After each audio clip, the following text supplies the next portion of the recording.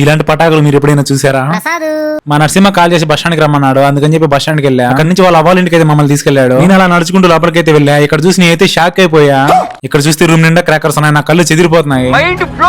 Corona crackers అన్ని తీసుకుని బాక్సులు అయితే నీట్ గా సర్దేశాం. పటాకులు అంటే తెలియని వాళ్ళంటే ఎవరు ఉండరు. నేను పట్టుకున్న పటాకు పేరు మీకు తెలిస్తే కింద కామెంట్ చేయండి. ఇది చిన్నప్పుడు చాలా మందికి ఒక ఎమోషన్. క్రాకర్స్ నీట్ గా సెట్ చేసి నైట్ 12 అయితే ఇంటికి వెళ్ళి పడుకున్నా. అలా పడుకున్నాను లేదా ఎర్లీ మార్నింగ్ 6 కి అయితే కాల్ చేసి మా వాడు గ్రౌండ్ కి రమ్మన్నా. గ్రౌండ్ కి ఎందుకంటే ఈసారి మా క్రాకర్స్ కి అయితే గ్రౌండ్ లోనే పర్మిషన్ ఇచ్చారంట. గ్రౌండ్ లో ఇక్కడ ఎంటర్ అయ్యారని లేదా అప్పుడే మా వాడు నాకు పని చెప్పేస్తున్నాడు. ఇంకా ఫ్రెండ్ కదా చెప్తే చేయాలి, ఏం చేస్తాం. అక్కడ నుంచి మళ్ళీ నైట్ సెట్ చేసిన క్రాకర్స్ దగ్గరికి అయితే వచ్చేసాం. ఇక్కడ ఉన్న క్రాకర్స్ ని ట్రాక్టర్ లో సర్దేసి మళ్ళీ గ్రౌండ్ కి అయితే స్టార్ట్ అయ్యాం. అన్న వాళ్ళు హెల్ప్ చేయడంతో ఆ క్రాకర్స్ అని ఇంకా స్పీడ్ గా సెట్ చేయగలిగాం. ఈసారి మా పెనంగళూరులో క్రాకర్ షాప్స్ వచ్చేసి ఓన్లీ 3 మాత్రమే పెట్టారు. ఫస్ట్ షాప్ వచ్చేసి మా నరసింహ వాళ్ళు. ఇందులో మా పెనంగళూరు ఎస్ఎస్ఆర్ వాళ్ళు అయితే వచ్చారు. వాళ్ళు వచ్చి ఇక్కడ ఏమైనా ప్రాబ్లం ఉందా లేదా, అంతా నీట్ గా జరుగుతుందా లేదా అని చూసి వెళ్తున్నారు. నేనైతే మార్నింగ్ నుంచి అసలే బ్రష్ చేయరా, ఇంటికి వెళ్ళి వస్తారంటే లేదు మా వాడు ఇంకా 2 days నువ్వు నా దగ్గర ఉండాలని చెప్పి నన్ను ఇక్కడే పెట్టేశాడు.